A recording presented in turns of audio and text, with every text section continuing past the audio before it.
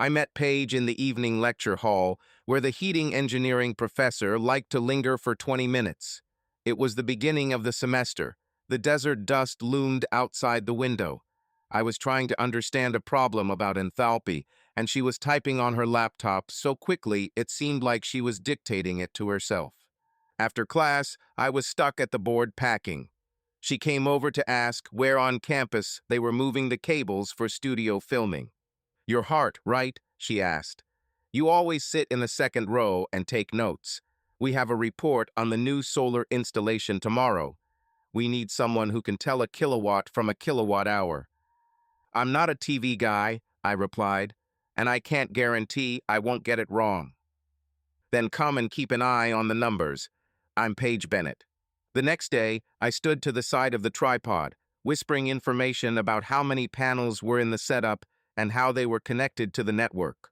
Paige spoke confidently and simply.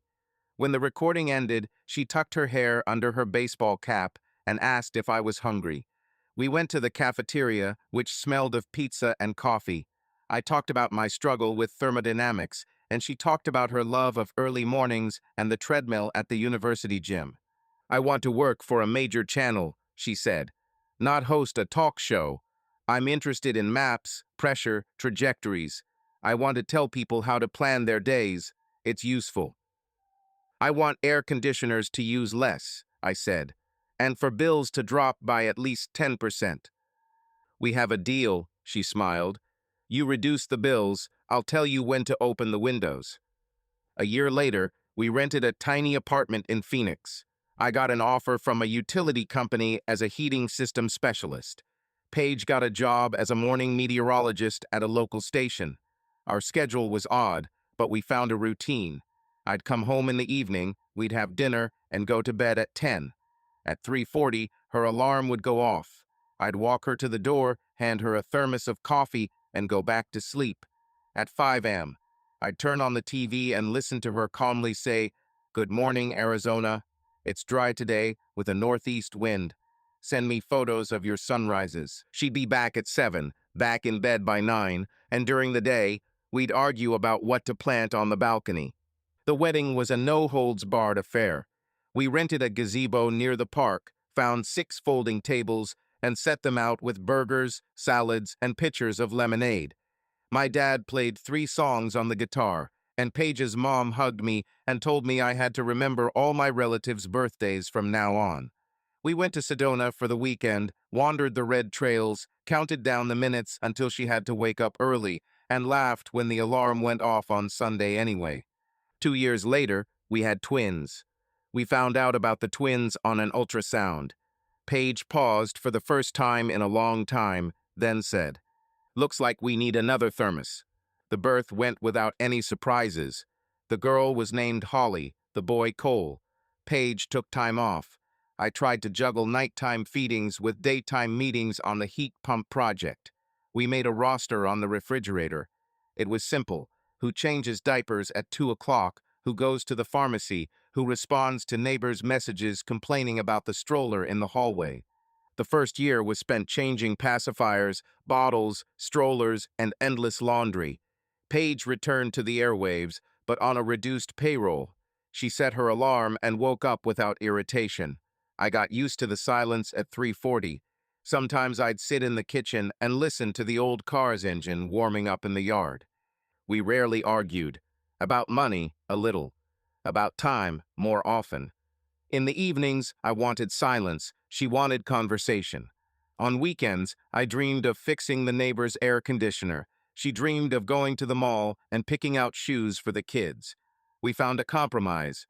First, we'd do the shopping, then I'd change the filters while the kids slept in the stroller by the door. One day, she came home excited. Materials for a new competition lay on her desk. An internal audition for the Coastcast Network's summer project. The task was to record a demo of the presenter working on location, in the rain and wind, communicating with the studio, and explaining the process in simple terms. "That's what I like," Paige said. "Not sitting in a warm studio, but working on location. It's important for people to know what's going on around them when the sky changes. I'll apply." "What are the deadlines?" I asked. until the end of the week. We filmed a short scene on the phone.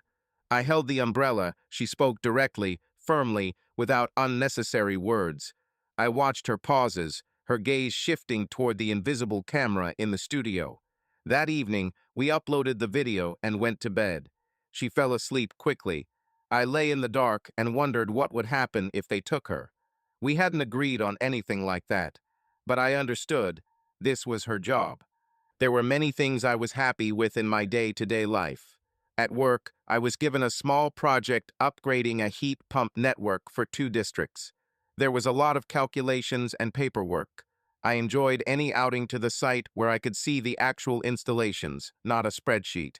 At lunchtime, I'd go outside, call Paige, and listen to how she was doing on the air. "We got a new operator today," she said. I said, "Thank you, Chris," 3 times, and his name is Kevin. But no one noticed because the chart froze at that moment. "You're not a machine," I said. "Mistakes happen." "I know, but the audio recordings repeat parts of what's on the website, and I can hear my own slips of the tongue. It's unpleasant." "My boss told me today that my calculations were too optimistic," I shared. "I would have preferred accurate." "I'd rather get another 30 minutes of sleep," Paige replied. We laughed. Then the line went dead. She was starting to record a podcast for the website, and I was in a meeting. In the evenings, we watched old comedies. She liked the ones where the characters discussed simple things. I liked the ones with a little technical mystery.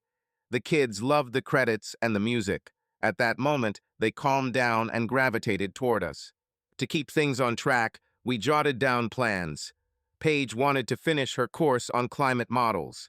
I wanted to tidy up the garage and sort out the trunk where tools and a half-assembled bike lay. A list on the fridge added the item, "Talk about summer." We kept postponing it for weeks. No one wanted to start the conversation. In the spring, she came home from work later than usual and immediately put the kettle on. She rarely drank tea. I realized there would be a conversation after all. "I was invited to do Coastcast," she said calmly. "Summer project. Traveling up and down the East Coast. Teaming up with Avery Miller." I knew who Miller was.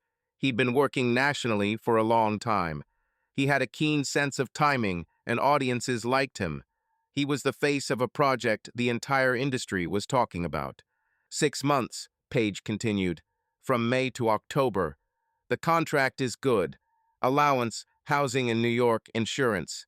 They want me to host the on-location segments and fill in occasionally in the studio. 6 months isn't a week, I said. The children are small. How do you see it? I understand, she nodded. I plan to fly in once a month. And video calls. They'll give us good communication equipment. Is there work here? We'll arrange a vacation. The channel is ready. It's a prestige thing for them. We discussed the details for an hour. Paige spoke confidently. I asked questions. Who would look after the kids in the mornings when I left for work? Who would pick them up from daycare? What to do if they got sick? She suggested hiring a part-time sitter.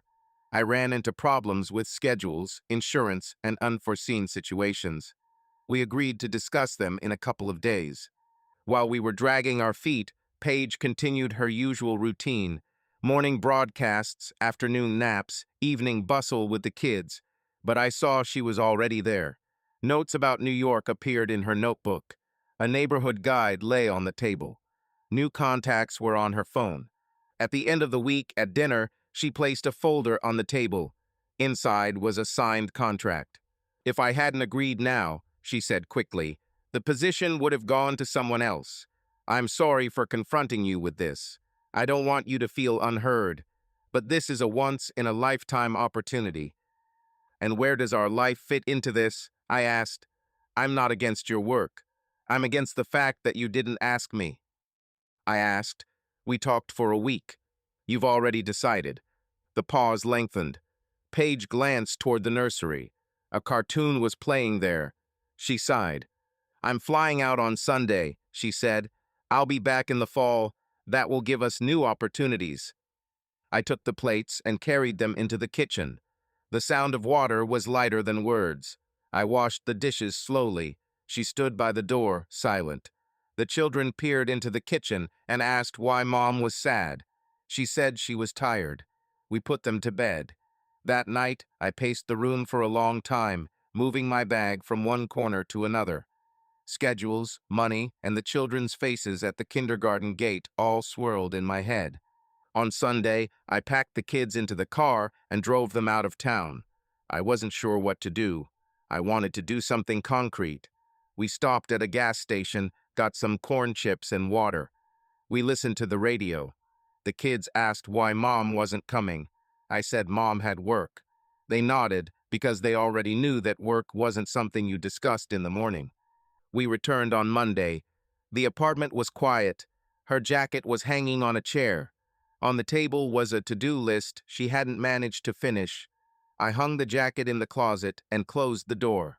I knew we'd have to adjust, but I didn't yet understand how deeply.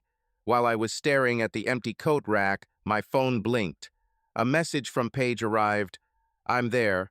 I'll rent a place this week. I'll video call tonight. Hug the kids." I wrote, "Okay." Then I erased it and wrote, "Call at 7. They'll be home." At 7, she called. The children were shouting into the camera, showing her their drawings. She laughed, asking what they ate, how much they slept. I stood to the side, listening. She said, "Logan, are you there?" I said, "Yes." She wanted to say something else, but the connection was lost. We called again. The conversation was short. That night, I made my first list. It had items about kindergarten, the doctor, and my parents' appointment schedule. I wrote down, find a babysitter, and talk to the school counselor about the future. I didn't like lists, but I realized I'd drown without them. I also wrote down, don't make decisions based on emotion. I hadn't realized how difficult that was. The next day, I arrived at work early. My boss asked if everything was okay. I said I'd temporarily leave an hour early a couple of times a week to pick up the kids. He nodded. Many people in our company lived with similar schedules. We had duty rosters and mutual support. It helped. I came home with groceries, little things that Paige usually bought. A certain brand of cereal, cherry yogurt for Holly, colorful straws for her juice. I put everything on the shelves and realized how many little things took the medications every day. I called my mother. She said, "Make a schedule. Children like stability, and sleep when you can." I went to bed late and set my alarm for 5:30 for the first time, ready to watch Paige's morning show. On screen, she seemed calm. I knew off camera she was in a different time zone and a different city, but she carried herself as best she could, confident and without unnecessary words. I turned off the TV and went to wake the kids. The first week was a blur. I'd wake the kids, make oatmeal, open the laptop in the kitchen, and answer emails while they built towers of blocks. In the evening, we'd connect on a video call, and Paige would appear in a small window. The background would change: a hotel room with a narrow window, a meeting room with a glass wall, a hallway with wires and boxes. She spoke quickly, as if she was rushing to get everything done at once. "We have 2 days of training," she said. "We learn safety protocols, check our gear. Avery's a normal guy. He's not a celebrity, but someone who reads documents and listens. The project's producer is Zach Norton. He's clear, no nonsense. He says we should sound the same in different cities." "How's the accommodation?" I asked. "A corporate studio in Manhattan. Small, but clean. Transportation nearby. I've already found a market with decent vegetables." She was alert, but her eyes betrayed her lack of sleep. I tried not to dwell on trivialities. We talked about the kids, about Holly hiding her socks in the sofa again, and Cole becoming afraid of the vacuum cleaner. She laughed, then sighed, and promised to fly out at the end of the month for 2 days. I was in the midst of a project at work. We had to select the type of heat pumps for 2 streets with old and unreliable networks. At a meeting, I asked for some headroom for peak load, otherwise residents would experience more power outages during the August heat. My boss dragged his feet. The budget had been cut. I returned to my desk disappointed. A reply from HR arrived in my inbox. They'd agreed to let me leave early twice a week as long as I completed tasks before the deadline. That was a lifesaver. My grandparents took the kids out on Thursday evenings. My mom brought containers of food. She pretended it was just stopping by, but I understood the importance of it. On Saturdays, we went to the park. I tried not to overload the weekends with activities so the kids wouldn't have to live on a factory schedule. A parent-teacher meeting was scheduled at the kindergarten. I arrived alone.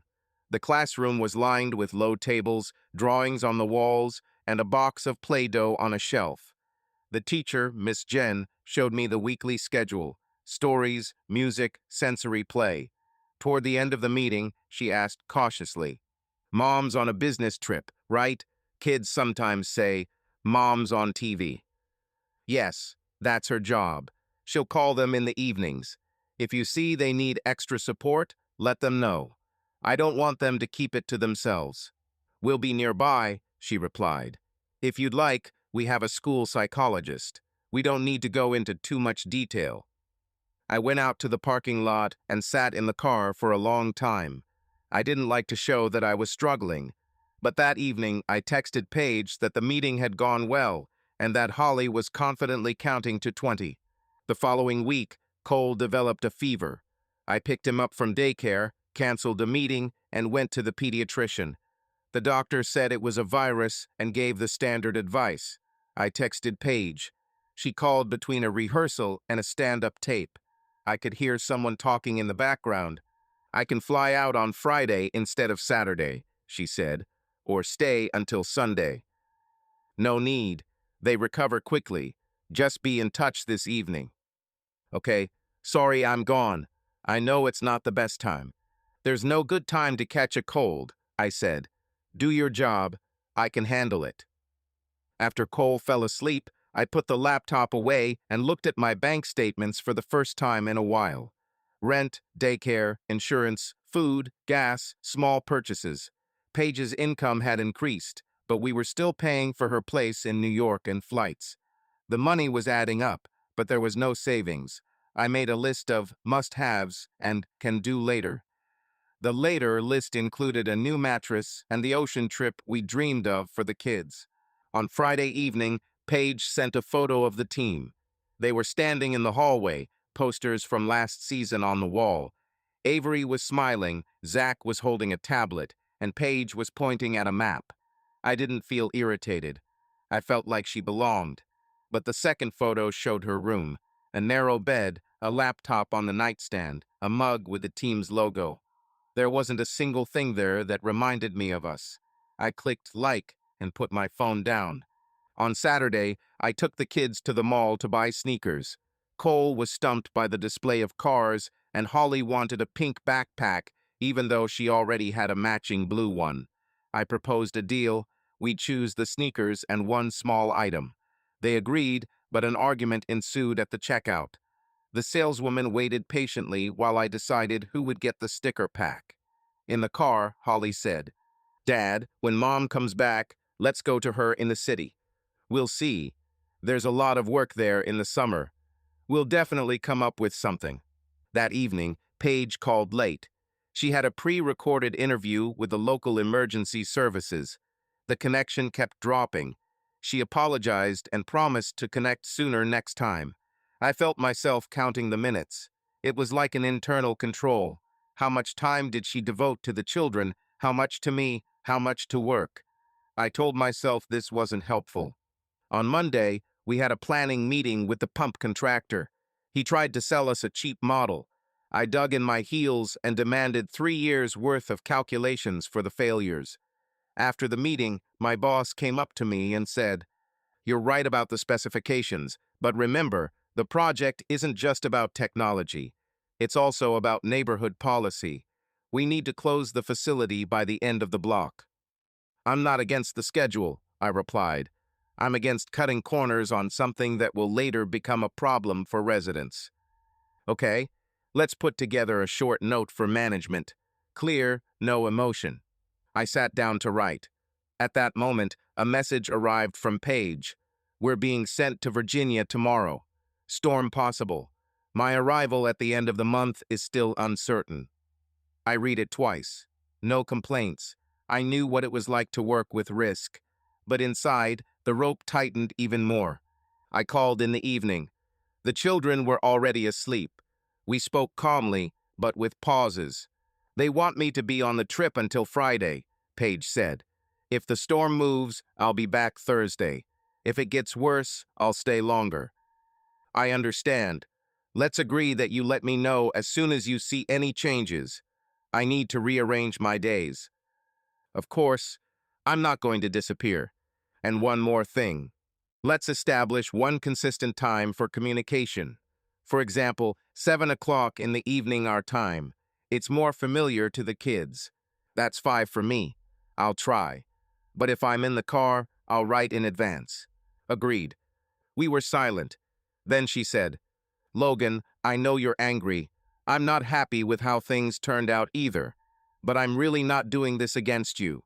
I'm doing this because I'm the professional here. I don't mind your professionalism, I replied. I mind that we're going into overdrive. I don't want to live from one notice to the next. We need order. I hear you. Let's try a schedule, and let's admit it won't be perfect. Fine. After the call, I sat down again to write the memo about the pumps. I typed quickly and clearly. I noticed that I'd started using short sentences in my emails to my colleague. This manner had migrated from my conversations with Paige. Where I'd previously clarified, I now simply wrote yes or no. I caught myself doing this and forced myself to return to a normal tone. No one wants a dry, resentful tone at work. On Wednesday, Paige's mom called. She spoke carefully, but to the point. I don't interfere, she said. But if you need help on the weekends, we can fly in for a couple of days. Let me know in advance. Thank you. We're managing well so far. If there's any problems, I'll let you know. And one more thing. Paige isn't used to asking. She's a self-made woman. You know that. If you can talk to her not from a control perspective, but from a how to make everyone's life more comfortable perspective, it'll work better. I'm trying. I believe you. On Thursday evening, I met my friend Ben at a diner by the highway. We'd gotten to know each other back in college. He ordered coffee and a cheeseburger. I ordered a salad and water. We talked about his work in construction and how he and his wife had an easier time having their second child than their first. Long-distance marriages rarely fail because of distance, Ben said. They fail because of silence. Tell her what you think without threats or sarcasm. And think about yourself, not just the children. I'm not looking for a war, I replied. I'm looking for a way to make it to October without disintegration. Then write down the rules. Put yourself in the center, where you influence the control panel. If necessary, hire help. I nodded. We paid, and I drove home. In the car, I called Paige. She was at a hotel in Norfolk, her voice calm and practiced. We went over the matter. Finally, I said, I'll start looking for a nanny for a few hours a day. I need to cover the gaps when I have on-site meetings. That's right. I'll pay half. Just tell me what you're happy with. We're on a family budget. Don't divide expenses into mine and yours. Logan, let's leave that to my list of candidates. Okay? Sorry. We finished without any conflict. I sat down at my laptop and opened several job posting websites. I started writing down names and phone numbers. I noted who had references and who had experience with twins. I scheduled 2 interviews for the following week during the day. I decided to take a half day off. Friday in Norfolk was a tough one for Paige. The line was cut off during a briefing at the fire station. She texted that she'd be delayed and would be arriving Monday evening, not Saturday. I read the message that morning while I was getting Holly dressed for daycare. She asked if Mom would be coming over this weekend. I said, not this time. She pursed her lips and silently followed me. For the first time, I saw typical childhood frustration without hysteria. It was a signal. Over the weekend, I took the kids on a little trip to the science center. We looked at a setup with balloons rising on air currents. They laughed and argued over who could reach the top. We ate at the museum cafe. I took a photo of them and sent it to Paige. She quickly replied, "Cool. Save the tickets. I'll make them a scrapbook." On Monday evening, she flew in for 4 hours. I picked her up from the airport. She smelled of hotel shampoo and coffee from a cup. The children ran to her, hanging in her arms. We drove home. I had laid out clean towels beforehand, turned on the washing machine, and folded the pile of laundry off the bed. We sat in the kitchen talking while the children drew at the table. "I know you're disappointed. I am too," Paige said first. "It's hard to manage when you're being moved around the map. But I understand we have 2 kids and you can't carry everything on your own." "I'm not asking you to abandon the project," I said. "I'm asking you to keep your promises. If you say you'll fly in, fly in. If you can't, let me know in advance. I have work too. I can't cancel meetings an hour in advance." "Okay, I'll set reminders and keep the coordinator informed about my family commitments. And one more thing. Set aside 30 minutes a day to talk with your children. No distractions. No, I'm being called to assist. Let this be part of your protocol, like checking the microphone. I'll do it. Let's try at 8 Arizona time if there's no way out." Fitz. We looked at the children in silence. Cole was drawing a tractor, Holly a rainbow and a house. Neither drawing featured a city with skyscrapers. I didn't add that thought to the conversation. Before leaving for the airport, Paige wandered through the rooms, picked up a couple of t-shirts, a notebook, and the toy airplane Cole had handed her. "So you don't forget." She kissed me on the cheek. For a second, I thought we could go to bed together, talk until nightfall, reconnect. But time passed, the taxi waited, and inside me, the uncoordinated parts were still moving. I walked her to the door and said, "Take care." This week, we shared a calendar for the first time. I created a shared file with call schedules, gardening, doctor's appointments, and my on-site visits. Paige added her travel schedule.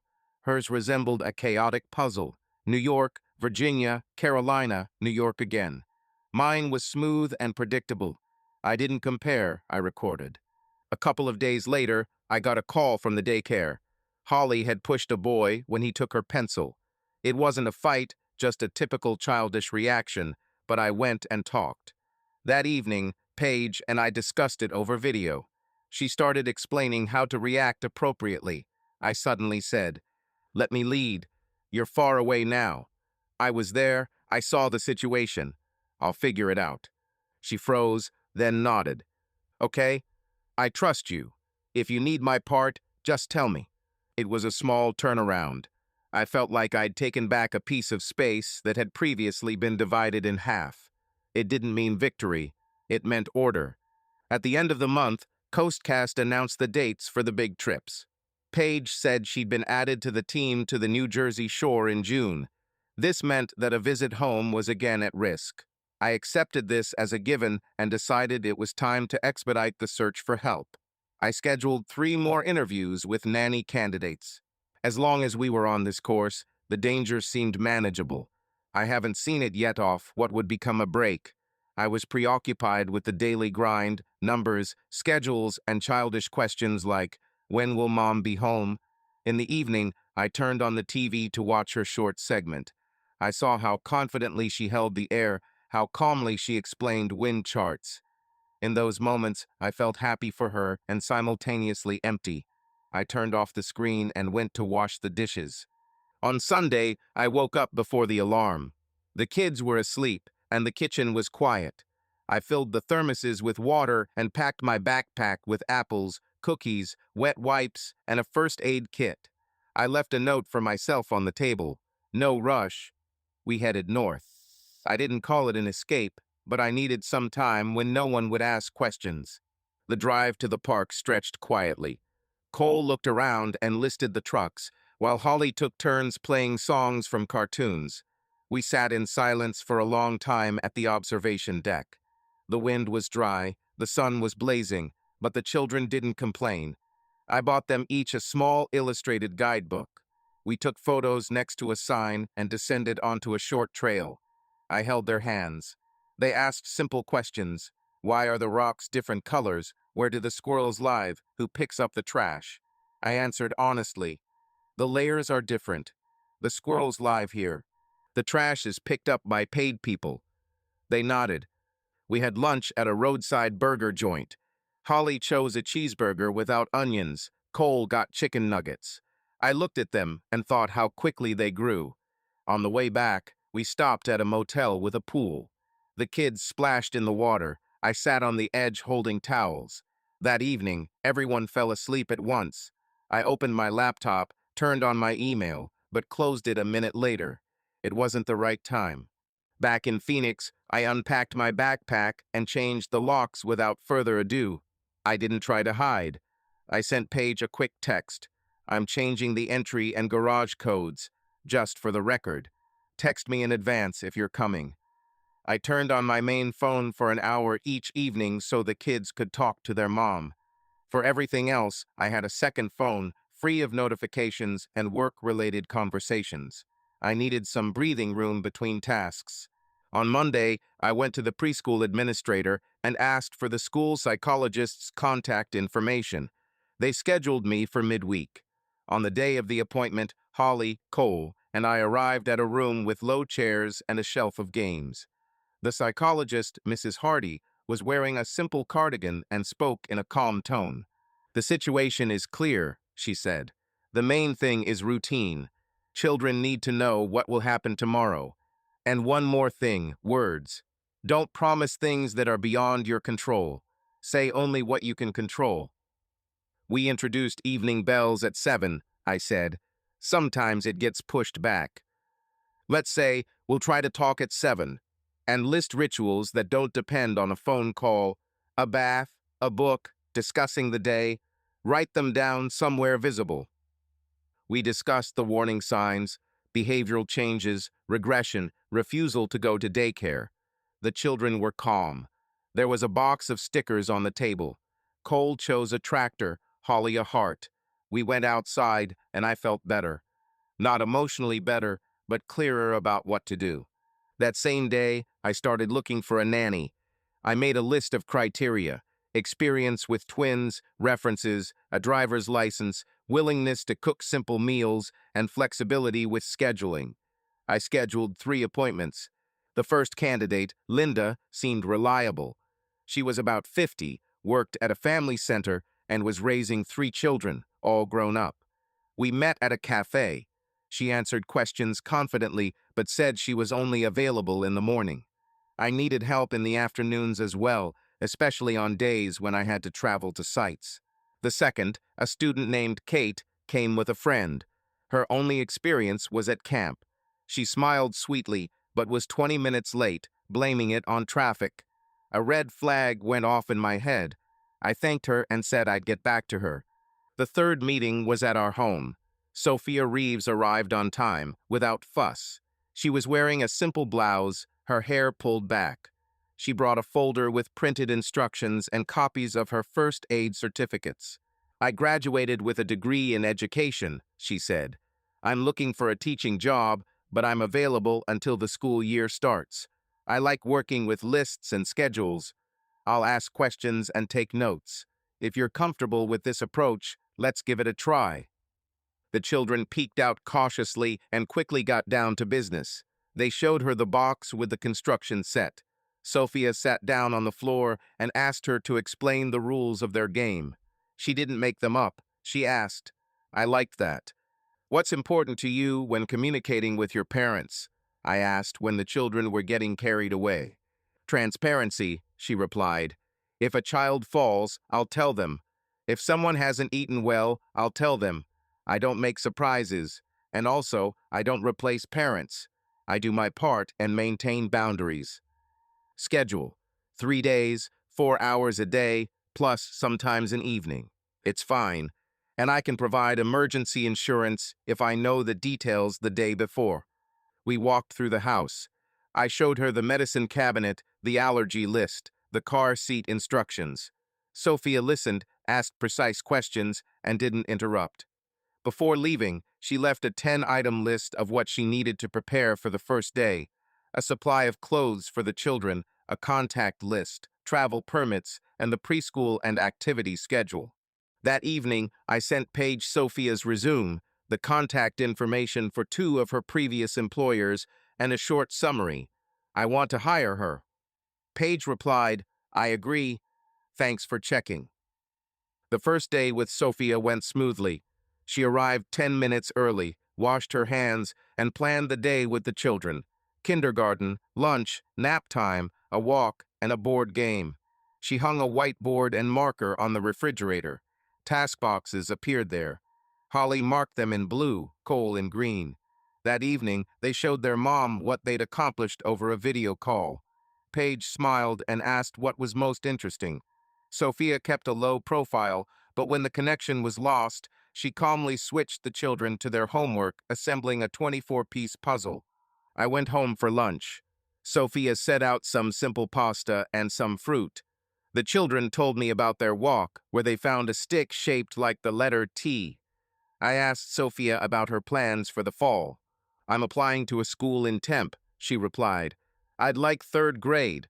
I love that age. They can read already, but they're not shy about asking direct questions yet.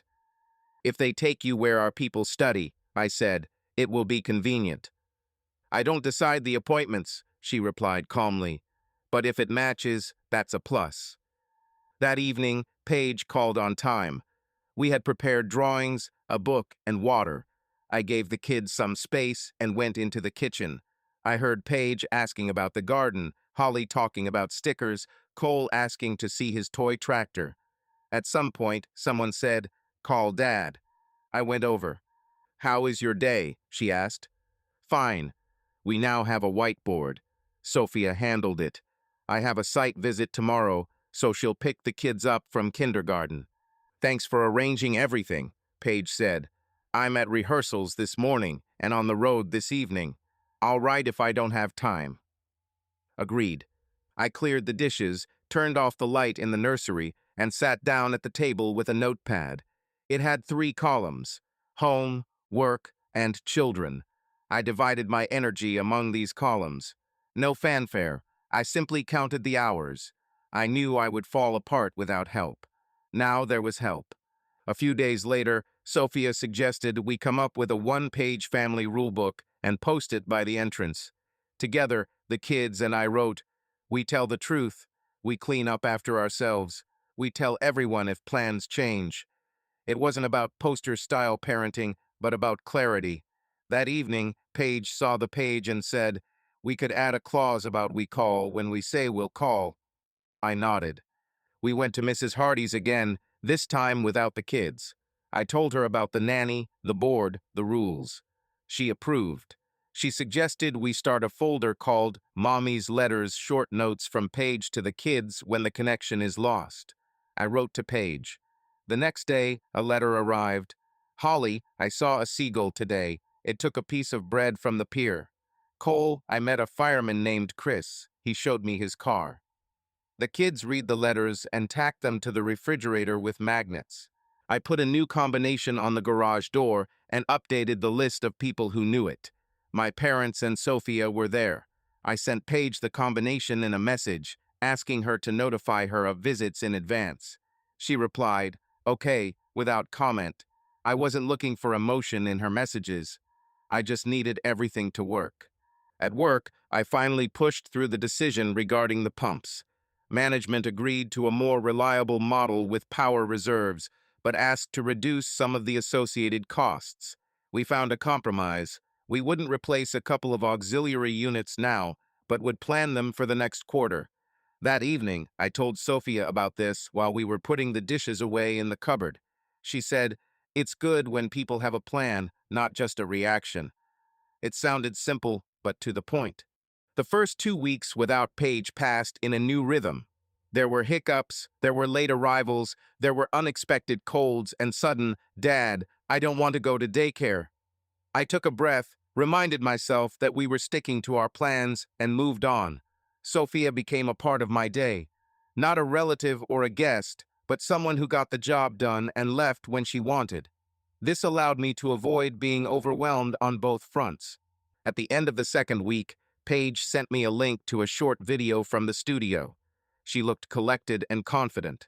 Avery flashed behind her. Someone from the team told her a joke, and she responded quickly and accurately. I clicked watch later and put the phone down. I wasn't jealous of work. I was jealous of the routine she'd chosen. But I kept it inside because we had a whiteboard in our kitchen with the line, "We'll notify you if plans change." "Dad, can we go to the playground with the high slide tomorrow?" Cole asked. "We can, if we pick up the toys today without reminders," I replied. We got ready. I set the alarm. At 7, I turned on the phone, as agreed. Ben sent a contact. "Monica Walsh. Family law. Brief, to the point." I wrote to her on Monday. She responded 10 minutes later. "Today at 6:30 p.m. Bring schedules, agreements, any correspondence you deem important." Her office was in a small building next to the library. No sign, just her name on the frosted glass. Inside, it was clean, a stack of files on the desk, and a meeting schedule on the wall. Monica looked calm, a dark jacket, her hair pulled back, no reassurance smiles. "Tell me," she said, turning on the recorder. "Chronologically, where are you now as a family? What agreements you have? Where are the risks?" I told her about Paige's business trip, the kids, the daycare, Sophia, our shared calendar, and the evening calls at 7. I added that I was worried about the visits being canceled and that everything was being held together by my reshuffling. "Okay," Monica said, making a few notes. "First, you maintain a communication schedule for the children. Leave the phone on for exactly an hour, as agreed. Record if she doesn't get in touch, but without comments or threats. Second, don't discuss the adult part of the conflict with the children. No judgments about mom, just the facts. Mom's working, we'll talk tomorrow. Third, keep a diary. Who drove, who picked up, who was sick, who was treating. The court likes order." "I don't want war," I said, "but I have to understand where the boundaries are." And rightly so. Fourth, money. Don't split things up into mine and yours. You share a common household, children. Keep receipts for major expenses. Fifth, if the situation devolves into the children moving out or having unreasonable schedules, you'll be prepared. Until that happens, we're working toward a peaceful scenario. "What about the evidence?" I asked. "What if something unpleasant appears online?" "Screenshots, date, time, link. Do not distribute. Don't write to the producers. Don't copy everyone. Everything goes in a folder and to me. Remember, you're not a detective or a commentator. You're a father recording the facts." She asked a few more questions. Which relatives were helping out? Whether Paige had a permanent place to live here? Yes, our apartment. What our holiday schedule was? We share it for now. Finally, she said, "You already have half the things people usually pack in a panic. A nanny, a calendar, school, connections with a psychologist. That's a strong position. My advice, stay the course. If systemic breakdowns begin, I'll step in. For now, just calm emails and a strict schedule."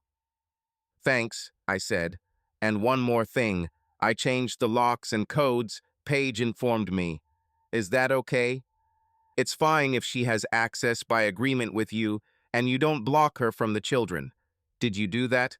"He sent the code and asked me to warn you about the visits in advance." "Then everything is fine." I went outside and got into my car. Notifications were flashing on my phone. One of them was a push from Coastcast. Behind the scenes, how our team is preparing for the season. I clicked the link. The first photo showed Paige in a bright jacket on a pier, Avery nearby. Both were smiling, the wind was still, the light was even. I felt a pang of pride. She looked confident. I scrolled further, a short video from the dressing room. The camera jerked, laughter could be heard, someone joked about the rain.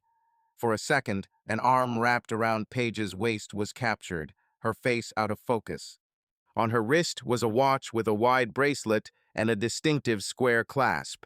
I remembered an interview with the show's producer, Zach Norton. He'd bragged about a rare model and said he was a collector. I took a screenshot, saved the link, and turned off the screen. That evening, We had our connection hour. The kids were showing page stickers on the whiteboard. She listened attentively. At the end, she said, "Logan, can you talk for a minute?" I went into the hallway, leaving the kids with their pencils. "Have you seen the behind-the-scenes footage?" she asked. "Saw. There's a lot of fuss there. People are close because the place is cramped. Don't draw conclusions from fragments." "I'm not jumping to conclusions," I said. I recorded it, and I took a screenshot for the lawyer. "Do you already have a lawyer?" She paused for a couple of seconds. "I see. I have a lawyer in case we end up in a conflict zone. For now, we're in a safe zone. Help me stay there. Don't disrupt our communication time. Communicate any rescheduling in advance. And keep your distance from my colleagues so I don't have to tell the kids. Mom's online with a stranger." "Got it," Paige said. "I don't let anyone near me, but I get your point." We returned to the kids. We talked for another 5 minutes and hung up. I sat down in the kitchen, opened my notepad, and wrote down, "Video from the studio 8:14 p.m. Link, screenshot." I wrote Monica briefly, "Good evening. I've added the social media materials to the folder." No comment. She replied 10 minutes later, "I see. You did the right thing. Do not discuss the details of this video with Paige. Communication and the kids only." The next day at the site, my colleague Danny called out to me. "Hey, Logan, I saw your wife on the website yesterday. It's cool that she's in the picture with Miller. Your star's there now." "Yes, she's having a good season," I said, turning the conversation to the pumps. I didn't want the workers discussing my family. After lunch, Paige's mother called. Her voice was businesslike. "I saw their videos. The internet loves speculation. If you can help it, don't read the comments. Paige knows how to maintain boundaries, but the world around her doesn't." "I'm not in the comments," I replied. "I'm in the schedules." "That's right. If necessary, we'll fly in for a week. Tell us 2 weeks in advance to get cheaper tickets." That evening, Sophia and I put together a letter from Mom folder for the kids. Paige sent a short note about New Haven, where they stopped on the way. Holly read it aloud. Cole asked Mom to write about the fire station. I sent her a list of letters about people and places to help the kids connect her trips to reality. 2 days later, Paige missed our time again. The team was delayed by a road closure. She texted 15 minutes before the start. I showed the kids her message and said, "Call back tomorrow." They asked why, and I replied, "Because they have work to do." We took a bath, read 2 chapters of a book, and went to bed. When I left the nursery, I texted Paige. "We need a backup plan for days like these. A short voice message for children under 7. 20 seconds. That's enough to keep them from waiting in vain." She replied, "I'll do it. I'll write it down in the morning." In the morning, 2 voicemails indeed arrived. Simple, no effects. The children smiled as they listened. I sent these files to Monica in our folder as proof of the regime. Not for trial, but for order. On Friday evening, I received another behind-the-scenes video from the network. It was a photo of Paige and Zach in a parking lot. He was showing her something on his phone, and she leaned over and laughed. The photo was uncaptioned, just a generic hashtag. I took another screenshot. A message from Ben flashed on my phone. "Are you holding up?" I replied. "I am." He called and said, "Remember, you can't control what others do. You can control how you react. You've already done a lot." On Saturday, the kids and I went to the weekend market. We bought strawberries, corn, and a jar of honey. Sophia helped us choose new lunch boxes. At home, she labeled them with names. I checked the shared calendar. Paige had a studio appointment on Monday and a road trip on Tuesday. I noted, backup plan, voice calls until 7 p.m. That night, when the children were asleep, I looked through the folder with the materials again. My goal wasn't to catch anyone. My goal was not to argue about the facts later. I wrote to Monica, "If this is nonsense, I'll be only too happy." She replied, "Exactly, that's how you should think." I put my phone on silent except for family time. I added a bulletin board on the whiteboard by the entrance. We keep our word. This morning, the kids asked what it meant. I said, if you promise something, do it or let them know in advance. They nodded. I knew we were entering a phase where random photos could become rocks. I wasn't going to build my life on guesswork. I had kids, a job, an assistant, and a plan. If that plan fell apart, I'd call Monica anytime. For now, we're moving forward. Monica called in the morning without any introduction. I found a licensed process server in New York. His name is Raul Ortiz. He has access to several media complexes. You'll need to be there for identification, but he'll be the one doing the work. I've set up an appointment for Wednesday after the evening broadcast. Should I drag the children? I asked. Absolutely not. You're going alone. At reception, say, host's husband, family matter. Your badge will be ready. I'll add you to the list as a backstage guest. Inside, don't argue. Don't take close-up photos of people, just the signs and the time. The rest is Raoul's. I took a day off and left on an early flight. New York greeted me with noise and the smell of coffee.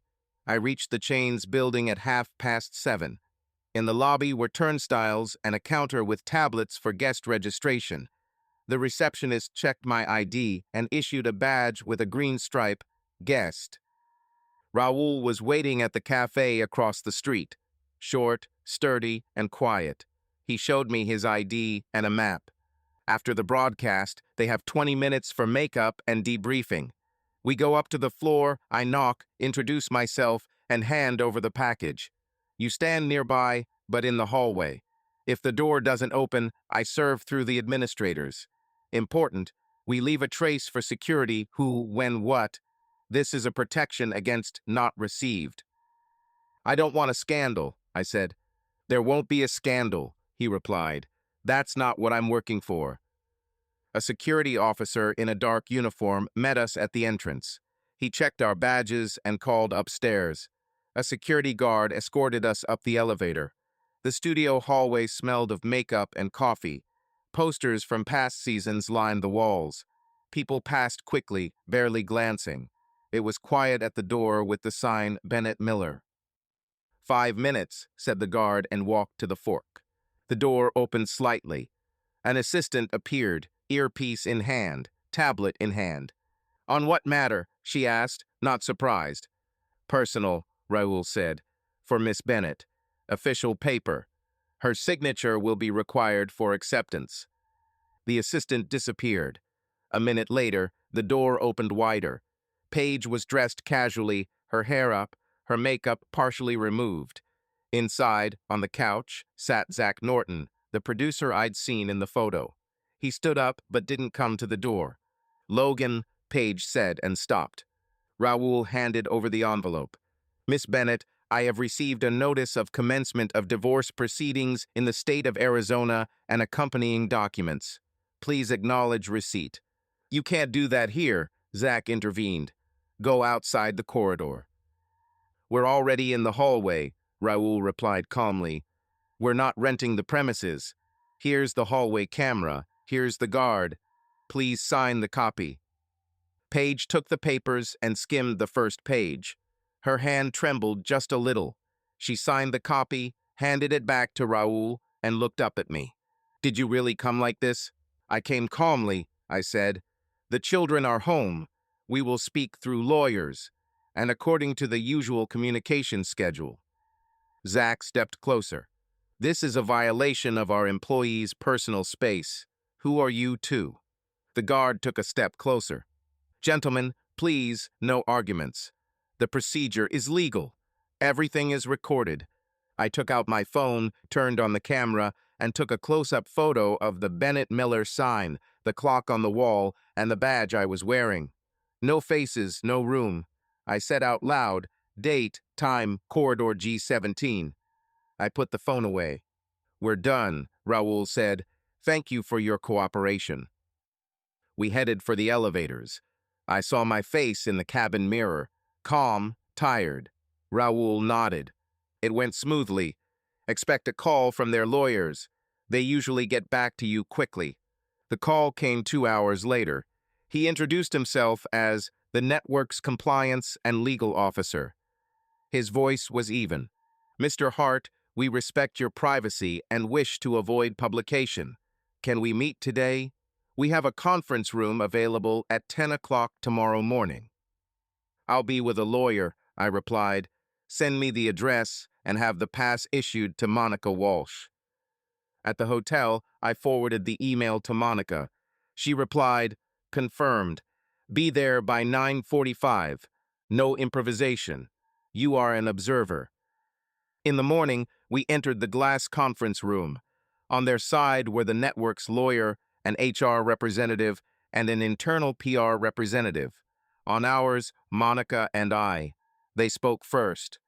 "We understand this is difficult for you," the lawyer said. "Our company does not encourage relationships between management and project participants. If you have any complaints about an employee, we will conduct an internal investigation. At the same time, we ask that you maintain confidentiality to avoid damaging Miss Bennett's career or putting pressure on the team." Monica placed a neat folder on the table. "We didn't come here to discuss corporate ethics. We came to protect the interests of 2 children and ensure their stability. My client has custody and household responsibilities. Your employee has a seasonal project. We have facts that could become news if handled incorrectly. We don't want news. We want clear boundaries." "What do you consider clear boundaries?" PR asked. "Confidentiality regarding locations and names," Monica said. "No comments from your company about the presenter's personal life. In exchange, you confirm child support payments through the insurance fund due to the stressful situation and increased workload for the sole guardian. Plus, a visitation schedule agreed upon in advance and not disrupted by work.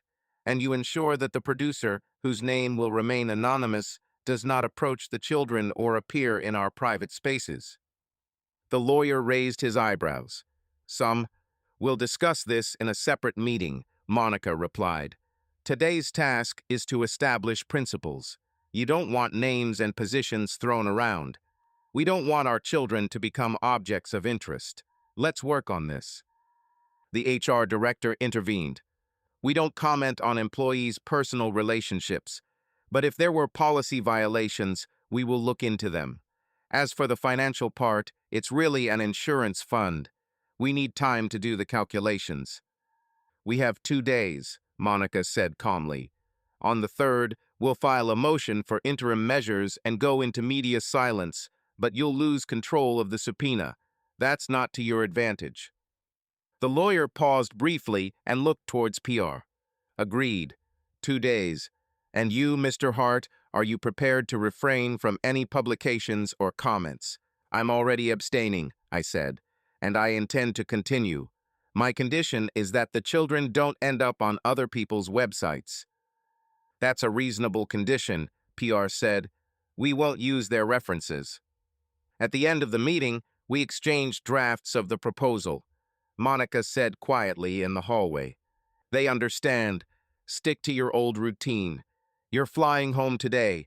I'll stay until tomorrow and finish the paperwork." "Paige?" I asked. "Paige will contact you through me, and with the kids, as scheduled. Don't change your tone." I went outside. New York was buzzing with its own affairs. I bought a coffee and sat on the steps outside the building. I wrote Paige a short message. Documents delivered. Meeting with lawyers completed. Contact with the kids today at 7, as usual. The reply came, "Okay, I'll be in touch." Without further ado. At the airport, I opened the folder on my phone and checked the files again. The door sign, the clock, the security log, the copy of the receipt signature. Everything was neat. I turned on airplane mode and closed my eyes. There was no victory or defeat in my head. There was order that kept us afloat. At home, the kids ran into the hallway and hung on my neck. Sophia left a note. "Dinner's in the oven. The report is on the table. The kids and I made questions for mom cards in case the connection is short." On the table lay white cards with large letters. "What did you eat? What was the weather like?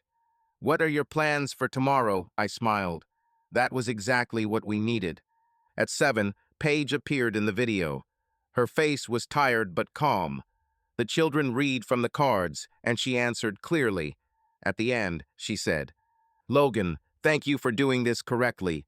I understand the rules." "We're sticking to the schedule," I replied. "The rest is up to Monica." We hung up. I put the cards away in a box and set the table. The next stage lay ahead: papers, signatures, wording. But now the noise had died down. I put the children to bed, and for the first time in a long time felt like I was breathing evenly. We signed the settlement agreement at the beginning of autumn. The papers arrived by courier. Monica checked the wording and simply nodded. "Yes, I have custody." Paige's meetings are scheduled according to a pre-agreed schedule. Confidentiality is determined by names and locations. I put the agreement in the safe and closed the door. The apartment became quieter. A week later, I asked my boss for a talk. We sat in a windowless conference room. "I'm leaving," I said. "I want to start my own thing. Home storage, modular ones. I've been thinking about it for a while." The boss sighed. "It's a shame to lose you. Take a couple of months unpaid leave. If things don't work out, you'll come back." "Thanks, but I've made my decision. I can consult for an hour a week for the first 2 months if needed." "It is necessary." Agreed. I handed in my pass and went to temp to look at some warehouses. The agent showed me a storage unit on the ground floor. Concrete floor, roller shutters, a sink in the corner, and a 200-amp circuit breaker. On the wall was an old sign from the previous tenants: "Custom bicycles." The lease was monthly, with a 1-month deposit. I signed. Sophia came to see where I'd be spending my evenings. The children were running around the empty shed, their voices ringing. I laid out a rug, laid out toolboxes, and a pile of plastic containers. "What will you name it?" asked Sophia. "Power Brick," I said. Short and sweet. Blocks are like bricks. You put one down, add a second, a third, controlled by an app. Nothing fancy, just certified components. "I like it," she said. "What do you want from me?" "Lists, and for someone to occasionally say, 'That's enough for today.'" "I can do that." That evening, the kids and I drew a logo with markers. Cole drew rectangles, Holly drew check marks next to them. Sophia took a photo, and I designed a simple page on a website builder: name, short description, application form, and email address. No promises of 100% savings, just an honest copy. Backup power for the home. Modular batteries. Safe, simple, step by step. Ben gave me the accountant's contact information. We met at his downtown office. He helped me register an LLC, get an IN, and open a bank account. I wrote out my first checkbook in 10 years and felt a mixture of fear and excitement. A column for liability insurance appeared on my to-do list. The suppliers didn't respond right away. I chose the cages from a manufacturer that consistently passes tests. The BMS came from someone in Austin with a necessary certification. I ordered the housings from a small shop in Mesa. The prices were steep. I drew up a cost table and established a rule: don't compromise safety for the sake of margins. Negotiating with the city was more difficult. A licensed electrician was needed to connect to the house. I called Javier Blanco, whom I'd met on projects. He came to the warehouse, looked at the plans, and said, "I'll take responsibility for the connection if you show me everything inside is in order. No homemade stuff, no weird firmware." "Agreed. I'll give you the documentation." We shook hands. That same evening, I went to my parents' house. Mom asked about money. I showed her the spreadsheet: rent, groceries, insurance, taxes, 3 months' worth of supplies. "You don't have to carry everything alone," she said. "If it's difficult, just tell me." I'll tell you. The first requests came in a week later. One was from a neighbor 2 doors down. He had frequent power outages, and the freezer in the garage kept shutting off at the worst possible moment. We arranged for a diagnostic. I came with a plan: 3 modules, a 5-kilowatt inverter, automatic switching, and a dry, accessible location along the wall. "How much?" he asked. I named a price. He grimaced, then asked about installment plans. We came up with a plan, half upfront, half a month later, after a real-world inspection. He agreed. On Saturday, Javier and I delivered the modules. Sophia took the kids to the park to avoid the crowds at home. The installation proceeded smoothly until the new inverter started throwing a communication error with the BMS. I opened my laptop, connected via cable, and noticed a firmware version mismatch. The update took 40 minutes. Javier stood nearby silently, only saying at the end, "It's good you found it quickly. Clients hate somehow it doesn't work." We were testing the shutdown. The lights in the house flickered and came back on a second later. The compressor in the freezer hummed. The client sighed. "This is just what I needed." We signed the report, and I left instructions and a business card. Our next client came from a fair. A woman from a neighboring area saw our page in a local group. Her husband worked remotely, and they were worried about losing connection. A set of 2 modules and a backup for the router and work computer worked well for them. We installed the system in a day, and that evening I received my first recommendation from a real person on social media. That was better than any banner ad. Sophia kept my chaos in check. She created an admin corner in my storage area. Clear folders, sticky notes, checklists for every installation. Cards appeared on the board. Installation date, client contact information, warranty periods, household notes. She reminded me to send emails after the work was completed and to ask for feedback a week later. She also added a diagnostic fee if the client rescheduled at the last minute. Before, I would have given up. With her, I didn't. We maintained boundaries. She'd come to the warehouse during the day if the kids were at school and leave on time. In the evening, we'd discuss things in the kitchen while the kids were drawing. Sometimes she'd sit in my garage, handing me screwdrivers or holding a flashlight. She could bring me back to reality with a single sentence. "Logan, you don't have to save the world. You're doing a specific service for specific people. That's enough for today." I spent the nights writing an application for an energy efficiency grant. It was a federal program. The amounts weren't huge, but it would have been enough for a second batch of modules and one half-time salary. I described the product, outlined the risks, attached letters from the first clients, and a safe installation diagram. I hit send at 2 in the morning and sat down. It was a strange feeling. You don't expect gifts, but you try to take advantage of every opportunity. Meanwhile, Paige was working at a new pace. She observed our contact hour. Sometimes she'd come for the day and pick up the children at the museum or the park. We spoke briefly and neutrally.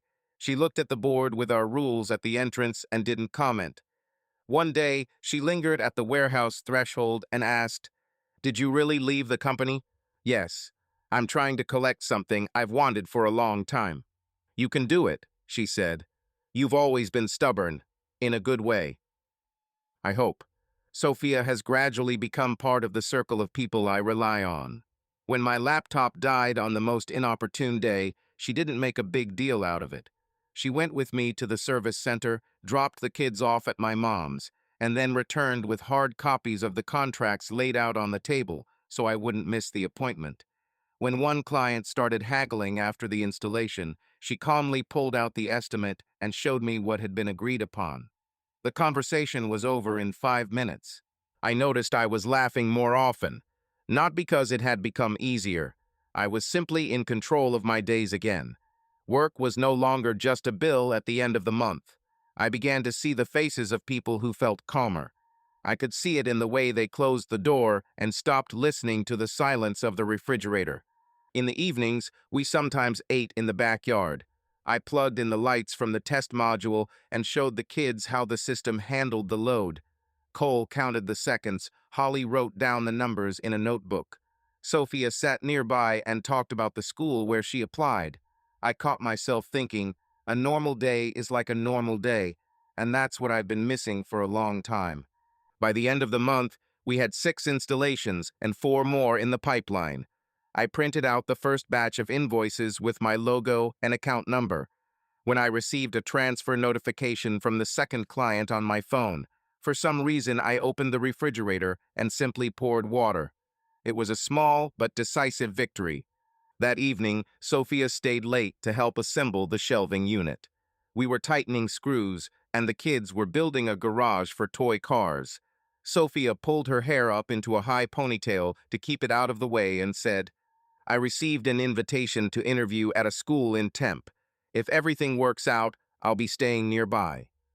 "That's good news," I said. "And then we'll have another person who hates expired lists." She smiled, and we placed the shelf against the wall and screwed in the brackets. I turned off the lights and locked the storage room. We drove home, silently listening to the radio. I wasn't thinking about what we'd lost last summer. I was thinking about what we were gaining. The school's response arrived on Monday morning. Sophia sent a short message. "Accepted. Third grade. Temp. Starting in August." I read the message twice and typed it back. "Congratulations," I said. "You deserve it." "Thank you. There's a caveat," she said calmly.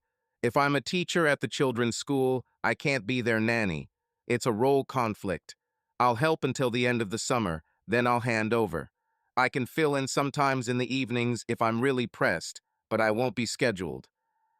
"Honestly," I replied, "let's start by looking for someone to cover a couple of hours a week. I'll try to restructure the work so as not to bother anyone unnecessarily." We sat down at the kitchen table that evening and made a plan. Sophia has 3 days a week until August. Meanwhile, I'll meet with 2 more candidates to take over. She has the lists. I added a clause. Rearrange site visits before 3 p.m.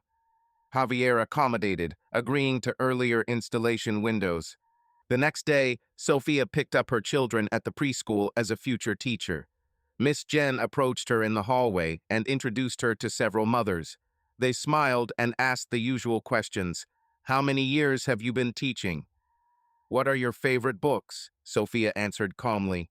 I stood nearby and heard one mother whisper to another, "She's the one who helps at Hearts." They weren't whispering maliciously, just noting. I concluded, boundaries need to be communicated early on. On Friday night, the neighbors down the street were having a barbecue. We brought salad and corn. The yard filled up with people, kids kicking a ball around. A neighbor from down the street, Steve, came up to me. His wife works at a bank, and we sometimes run into each other on weekends. "I see you're on your own now," he said. "I respect that.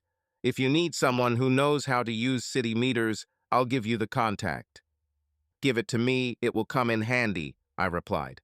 Marcy, the same mother who had asked about Sophia, joined the conversation. She looked at both of us. "I'll tell you straight," she began. "I heard from someone that you're going through a tough time. If you need help with transporting the kids, I have a minivan. I have no interest in interfering in other people's lives. Just say the word." "Thank you," I said. "We have everything under control, but I'll get a ride." We talked about schools, road work, the closure of a pizzeria. No questions about Paige. I noted this and relaxed. Paige arrived on the agreed-upon day at the end of the month. She sent confirmation of the time the day before. We met at the entrance to the house. She brought the children books about hurricanes and a set of map stickers. Sophia was home on schedule, but retired to the bedroom to give them some space. I said to Paige, "We agreed to respect the boundaries. You're with the kids until 5. Sophia leaves at 4. Park until 3, then snack at home." "I understand," she replied. "Thank you." In the park, Paige sat on a bench, Holly climbed into her lap, and Cole ran off to the slide. Sophia stood at a distance, making sure the children didn't fight. Paige noticed her and came over for a moment. "Hello, I'm Paige." "Sophia," she nodded briefly. "I'm leaving at 4. I have a choir rehearsal at church. From there, it's just the 2 of you." "Acknowledged," Paige said. "Thank you for your help." The tone was even. They both kept a straight face. I stood nearby, but didn't interfere. Inside, there was peace because the rules were clear. That evening, after Paige left, Sophia and I were sitting on the porch. The kids were drawing with chalk on the path. "Is it difficult?" she asked. "It's not easy, but it's better than before," I replied. "When someone comes on schedule and leaves on schedule, you have control. That's important." She looked at the children and said, "There's something I've been thinking about. We spend a lot of time together. I'm at your home. The kids love me. We work close to each other. It could become a relationship if we want it to. But it needs to be pure, without overlapping roles. If you want to try it, you need to pause between nanny and someone more important, and explain everything directly to the kids." I was silent for a couple of seconds. Then I said, "I want to try, not because I'm empty, because I feel calm with you, and because I see how well we cope together. Let's do it this way. Until August, you're an employee. From August on, you're a teacher. After that, we'll discuss separately whether we can be a couple. No surprises for the kids. No, she's living with us now. That's the way to go." "Agreed," she nodded. "And one more thing. If we start, there won't be any demonstrations at school. I don't want work to interfere. No hugs in the hallway, no ambiguity on the premises." "Agree." We sat in silence for a while longer. Holly came over and asked, "Dad, will Sophia always be with us?" "Sophia remains our friend. In the fall, she'll become a teacher at your school. We'll see her there. We'll have help at home too, but in a different way. That's okay." "Are you going to kiss her?" Cole asked, looking at us with a serious expression. "We're adults. If we have a relationship, we'll tell you. No secrets." "Okay," he said and ran off to the crayons. We both exhaled. This was the right conversation. A week later, meetings began with candidates for the reliever. One turned out to be excellent, a man in his late 60s, a former shop teacher, calm and with good references. His name was Harry. He lived nearby, was handy with small repairs, and drove a minivan. Harry said he was willing to pick up the kids 2 days a week and stay until 7. Sophia talked with him for half an hour and said, "He's reliable. Take him." The school was preparing for the new year. Sophia attended staff meetings and brought home folders. The children and I helped her unpack boxes of textbooks. A box of flashcards appeared on the living room table. Holly read 5 words, Cole 3, and they were proud. Sophia kept her distance. Business requests were polite and brief. In the evenings, she left without delay. One day, she asked me to go with her to a TAM meeting as a parent. The topic was safety and outage plans. I agreed. The parents, the principal, the building manager, and several teachers gathered in the school gym.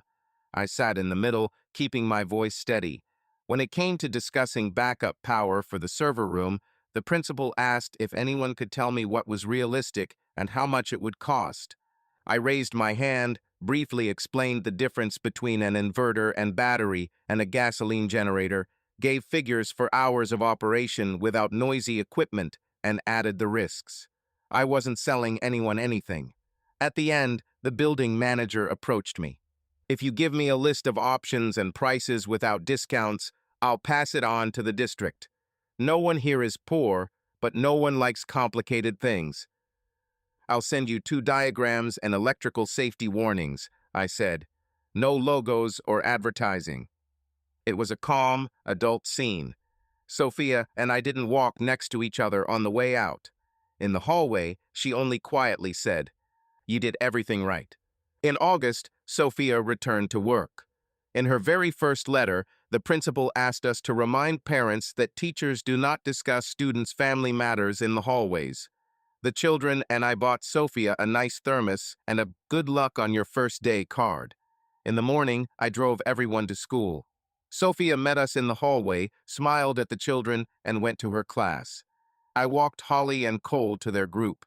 No hugs, no crossing paths. That was the proper protocol. That same evening, after the children had fallen asleep, I called Sophia. We were no longer talking as parent and nanny. We were talking as 2 people. "I'm pleasantly tired," she said. "The class is good. 3 kids are reading above grade level, two are a little behind. We'll get to work. I'm ready to discuss our next step, I said. No rush. I'm suggesting a proper date, not at our place or near the school. Coffee and a short walk in Scottsdale on Saturday morning. The kids are at Harry's. That's fine, she said. From 9 to 11. Then I have to do my homework. From 9 to 11. On Saturday, we met at a small cafe next to the bookstore. I arrived a little early and took a table by the window. Sophia walked in without a care in the world, wearing jeans and a simple white shirt. We ordered coffee and toast. The conversation was simple, about work, our plans for the semester, and how stability was paramount for the kids right now. We agreed on some rules. While the kids were adjusting to the new year, we would see each other once a week, with no sleepovers or introductions to friends as a couple. At home, only after we'd discussed it with the kids, and at school, zero attention. An hour later, we walked to the bookstore. She bought a third-grade science book, and I picked up a children's electricity problem set. We said goodbye in the parking lot with a quick hug. No unnecessary gestures. It was pure. In the evening, the children asked where I had been. Getting coffee with a friend, I said honestly. We decided to try dating. This is Sophia. We're doing everything slowly and properly. If you have any questions, just ask. When is she coming to play again? Holly asked. On weekends, when she doesn't have classes, and when it's convenient for everyone. Okay, Cole said and ran after the cars. A couple of days later, my parents called. We went to their place for dinner. Mom put a casserole on the table. Dad brought out his guitar, but he didn't play. They listened. I told him straight out, Sophia and I would give it a try. Mom said, I'm happy for you. Take care of the children. Do everything without any hassles. That's how it will be, I replied. Dad added, if you need someone to tell you to slow down, call. I already have someone like that, I said, but I know I can call you too. The first heavy rain fell in the middle of the month. Clouds covered temp during the day, then the city went dark for a couple of hours. The lights at home flickered and went out. My module turned on almost immediately. The children were happy to have light. I checked the loads and felt a sense of calm. Not euphoria, but control. Sophia wrote from school. We're out of power. The kids are in the library. Everything's fine. We're leaving on schedule. That evening, she stopped by for a minute to get her thermos, which she'd forgotten in our kitchen that morning. We were standing by the door. The kids were already asleep. Everything went according to plan today, she said, even without electricity. We have it too, I replied. That's a good sign. We were silent for a second. I wanted to kiss her, but I remembered our rules. She nodded and left. I closed the door and realized we were doing everything right, not because someone said so, because it was safe for everyone. At the end of the month, we went to the lake for a day. Harry took the morning, and we returned for dinner. For the first time in a year, I sat on the shore and didn't expect anyone to text urgent. My phone was in my backpack. On the way back, we were discussing which topics are more difficult in third grade. It was a normal conversation. I've been wanting a normal conversation for a long time. By fall, the framework had become clear to everyone. Paige called on schedule, arrived on schedule, and stuck to her agreements. The children had gotten used to school and the new routine. PowerBrick was living its life. 2 new requests, letters from clients saying, "Thank you for keeping up with the work" when the power went out. I printed these letters out and filed them away not for reports, but to remember what it was all for. Sophia and I have already had 4 coffee dates. We weren't in a rush. We added 20 minutes of conversation and one resolved issue at a time. It was the right thing to do. In early October, Paige sent a short message. The season is over. I'm moving back to Phoenix for a couple of months. I'll be filling in on local channels, but not on a permanent schedule. I want to see the kids more often. Let's discuss it. I forwarded the text to Monica, and within an hour I had a plan. The 3 of us would meet with a family counselor, set the rules, and then make changes to our calendar. Mrs. Hardy from the preschool recommended the consultant. Dr. Karen Lewis was in the center next to the library glass partitions, children's drawings, soft chairs. On the wall was a schedule of parenting groups. We attended the first session that evening, Paige and I. Sophia didn't go, that was the plan. It was a co-parenting session. Dr. Lewis greeted me without any cooing and opened her notebook. The format is simple. You're both adults. The goal is a schedule and rules. Personal feelings go in another room. Let's start with 2 questions. What's working? What's failing? There's a 7 o'clock service, I said. The kids know what to expect. Letters from Paige are also available when the line is down. There's a whiteboard at home and a shared calendar. The unannounced arrival is falling through, Paige said. I had a hard time scheduling in New York. I'm in the city now.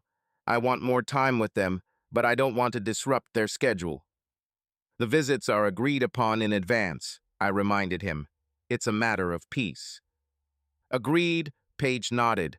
I'm suggesting 2 evenings a week and 1 Saturday every 2 weeks. No overnight stays for now. We'll see later. The doctor noted. I'll add, children respond better when they have visual cues. Make a mom's days calendar separate magnets. And one more thing, an important question, new partners. What's the agreement? We fell silent. I said directly, I'm dating Sophia. We started after she started school. We're taking things slowly. We don't break any rules at home. Paige pressed her lips together, but kept her voice even. Thank you for telling me. I don't have a partner. I don't want to introduce the kids to anyone anytime soon. Then let's set the rules, the doctor concluded. Partners are only allowed into the children's homes with prior permission. There are no third adults during Paige's visits. There are no hints of intimacy on school grounds. Next, the schedule. Let's get out our phones and enter dates through the end of the month. We filled out the calendar. Tuesday and Thursday were mom's nights. The second and fourth Saturdays were a walk from 9 to 5 with lunch. Return on time. We agreed on a fallback option. If Paige was running late, she would text before noon, and the visit would be rescheduled, no back and forth. On the way out, Paige stopped at the door. Logan, thanks for telling me about Sophia. I don't have to be happy, but I won't interfere. One condition, she's not home during my hours. That's already in the rules, I replied. And one more thing. At school, Sophia is a teacher. All the adults there are colleagues, no stage. I understand, Paige said. I can hold my own too. The first mommy's night passed without incident. Paige picked up the kids from school, went with them to the library, and chose books about weather and ships. She returned 10 minutes early. At the door, she asked, Can I come in for a minute? I want to put a note on their board. Come in, I said. Sophia's not here. She's at a faculty meeting. Paige left small messages on magnets and left. It was all very human. A week later, the school held an open house. The hallway smelled of markers and coffee from tall thermoses. I arrived with the kids at 6. Sophia was standing at the entrance to her classroom, like all the teachers, wearing a badge. She greeted us evenly. Good evening, Mr. Hart. You guys have offices in the other wing. Go on over there. I'll stop by later. Paige approached from the other side of the hallway, holding a gift bag of books for the library. I didn't know half the city would be here, she said. Where's their class? Over there, I pointed. Let's go together. We walked into the twins' classroom. Posters with rules hung on the walls, and the children's work was on the desks. Miss Jen was talking about plans for the year. Parents were asking questions about field trips and homework. At one point, Paige raised her hand. How often do you post photos in the general chat? Can I subscribe separately if I sometimes miss evenings? We publish once a week, Miss Jen replied. We don't have separate subscriptions, but we do have an email newsletter. Fill out the form at the exit. After the general lesson, the children and I went to the library. Sophia was already helping put away the books. Paige approached her. "Thank you for what you do at school. The children love your reading minute." "Thank you," Sophia replied. "I'm glad they like books." The tone was professional, without tension. We passed the toss stand. Marcy waved. "Hart, we're having a fair in November. If your battery thing could power the stage at the opening, that would be great. No logos, just help." "I can. I'll bring a compact inverter and one module. We'll test it in advance." "Super," she said. "In the car," Paige said. "I saw how Sophia keeps her distance." "That's right." "We've discussed this," I replied. "It's a rule for everyone." On subsequent Mom's Saturdays, we saw how the calendar worked. They found a butterfly plot at the botanical garden and brought home brochures. Another week, Paige signed them up for a paper airplane workshop at the museum. She sent the schedule in advance and returned the children on time. At home, we attached new Mom's Day magnets and discussed their favorites. In the evening, I'd send Monica a short message. Schedule met. She'd reply with a checkmark emoji, even though she was usually dry. In October, I gave a free lecture at the library, Powering Your Home Without Fear. About 20 people attended, pensioners with notepads, a young couple of parents, the school's caretaker. I explained in simple terms and used a display to demonstrate how automatic transfer switches work. Paige came for 15 minutes, sat in the back, and then quietly left to avoid my clients. After the lecture, a man approached me. "I use CPAP at night. When the power goes out, it's a problem. Can you set up a system just for the bedroom?" "Yes," I said. "We'll calculate it based on your workload." People left without pressure. I felt that calm, helpful feeling that Paige and I once loved about our jobs. At the same time, the children began group therapy for children of parents after divorce. 2 leaders, 8 children, sessions once a week. Topics included what can I control, how to speak up when you're scared, and how helpful adults differ from noisy adults. Holly walked out with an I can talk sticker. Cole said he enjoyed the game where they had to build a bridge out of blocks together. I thanked the leaders and signed a consent form to participate for another month. One evening, while the kids were drawing, Paige came in for 5 minutes to return a book. Sophia wasn't home. We were standing by the kitchen. Paige said, "It's hard for me to watch someone else label their lunch boxes and write notes on the board. But I understand you don't have to live alone. If Sophia is serious, tell me. I want to know in advance so I can manage my emotions where appropriate." "This is serious," I said. "We're going slowly. We're not bringing it into school. We have rules at home. I'll tell the kids officially that we're a couple. That way it'll be fair." "Okay," she nodded. "I just ask one thing. Don't do this on my day. I need space. We'll do it on our evening." A week later, Sophia and I sat down with the children at the table. "No candles, no made-up speeches." I said, "I have a relationship with Sophia. This means that sometimes we'll go out together, and sometimes we'll do things together. We don't change your routine. We don't take away your time with Mom. If you don't like something, you say so." Holly asked, "Will she live with us?" "No. She has her own apartment. No nightly changes. If we ever decide to live together, we'll tell you in advance and ask your opinion." Cole said, "Is it possible for us to have a joint game on Saturdays?" "You can," Sophia answered. "Go ahead and offer." They chose a board game about a farm.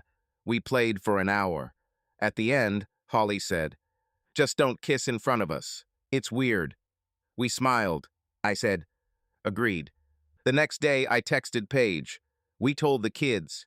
Everything went smoothly. She replied, "Thank you. That's all." Soon the 3 of us sat down for a quick coffee. Paige, me, and Sophia. Not a friendly one, but a business one. We each grabbed a glass and sat by the window. Paige said, "I don't want children to have double rules. Let's establish one thing. Discipline is the same for all adults. If we have 2 cartoons at home, you have 2 too. If you have homework first, we have the same. I agree, I said. I agree, Sophia said.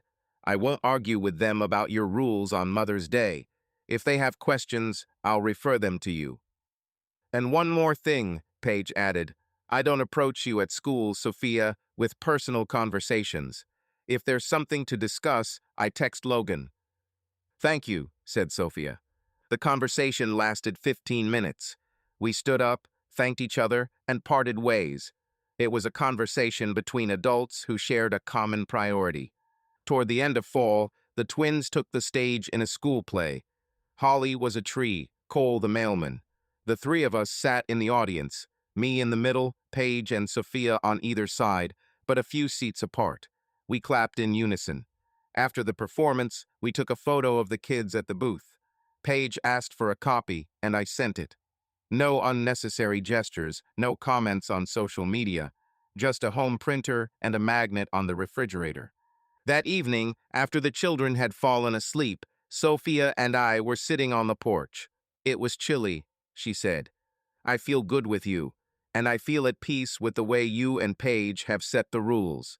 If you ever decide you want to take the next step, let's do it not seasonally, but with a plan. I think so, I replied, not quickly and not secretly. Inside, everything was simple for me. I was ready for the next step. I didn't took the ring out of my pocket, it wasn't there yet. But I knew it was time to completely rebuild the house. Before that, I had to pass one more test, the holidays. They break routines. I put 3 lines in my calendar. Thanksgiving schedule, Christmas visits, weekends who's where. This was our new form of security. By November, Paige and I had settled into a work routine.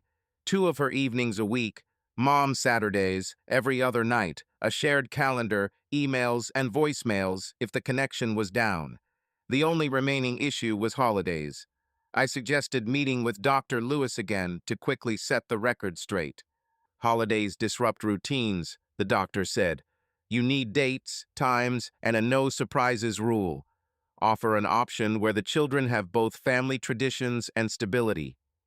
We opened our phones. I suggested Thanksgiving at my parents', Friday morning with Paige, and a trip to the park. Christmas at our house on December 24th and 25th with morning gifts, and the 26th is Mom's Day with a trip to the library and a video call with her parents. Paige nodded. It's important to me not to compete with gifts. Let's agree on a budget, and also a gift list in advance, so we don't repeat ourselves. Agreed, I said. Let's make a shared wish list and divide the items. Dr. Lewis wrote down a reminder for us. No secret gifts from adults who break the rules at the other house. No, I'll allow it because Mom-Daddy doesn't allow it. Children are returned on time. We shook hands and parted ways. Thanksgiving passed quietly. My parents' house was full of food and people. Mom brought out her signature casserole. Dad put away his guitar and occupied himself with the turkey. Sophia helped in the kitchen, keeping a low profile. The children set the table and argued over who would be responsible for the napkins. At some point, Mom quietly said to Sophia, "Thank you for not putting on a show. It really helps." "We do everything within the rules," Sophia answered. After dinner, we went outside to light small candles in jars the children had decorated with gouache. No one made long toasts. We simply ate, laughed, and made sure the children didn't drop the jars on the grass. In the morning, Paige arrived on time, picked them up at the park, and returned them by 5. At the door, she said, "Thank you for keeping order. I understand how difficult it is. It's easier for all of us this way," I replied. By December, the school had started performing concerts. Holly was learning a short song. Cole was rehearsing a skit about the post office.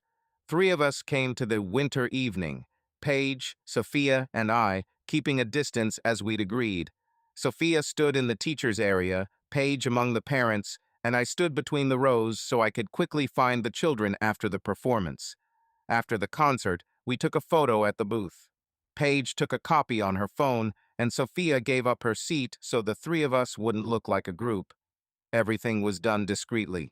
We also sorted out the gifts ahead of time. I created a shared list in the cloud. Holly drawing set, books about ships, coal construction set, car set. We noted who was getting what. We kept budgets even, without any provocations. Paige sent another rule. No pets as gifts without approval. I checked the box next to it. On Christmas Day, the kids woke up at 6. We'd agreed in advance that we'd open presents after breakfast. They were patient and opened books at the table. Sophia arrived at 9 to help with lunch. We laid out the groceries in the kitchen, and the kids carried the plates. That afternoon, Paige sent a video greeting, and on the 26th, she took them to the library and to call her parents. That evening, Holly showed me the paper angel they'd cut out of Paige's. We didn't make it for the holidays just because, she said. It was the right thing to do. At the end of the year, I decided I couldn't wait any longer. I wanted to take the next step with Sophia, not spectacularly, but the way we do, calmly. I talked to my parents. Mom asked, "You are sure?" "Yes. We've gone through a year without any major upheavals. The kids are accepting the rules. Sophia is keeping the boundaries. I can see that we have a stable life with her." "Then good luck," said the father. "If you need a guitar, I won't take it this time. This is your moment." I bought a ring without any unnecessary stones, a simple one with a smooth band. I spent a long time choosing the size so as not to miss. I decided to propose where a new part of our lives began near school.